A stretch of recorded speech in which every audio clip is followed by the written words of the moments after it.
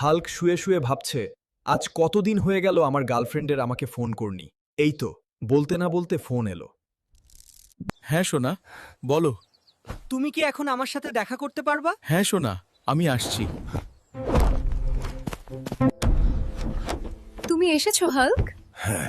আমি এসেছি। তুমি এবার যাও, বাবা দেখে ফেললে মেরে ফেলবে। তুই আমার মেয়ের সাথে প্রেম করছিস? ওরে বাবারে, শ্বশুর মশাই রেগে গেছে।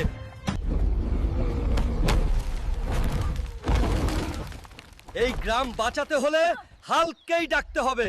হাল্ক, তুই আমাদের গ্রাম বাঁচা। আমি পারবো, কিন্তু শর্ত আছে। মেয়েটার সাথে আমার বিয়ে দিতে হবে। ভাল্লুক মারতে পারলে বিয়ে দেব।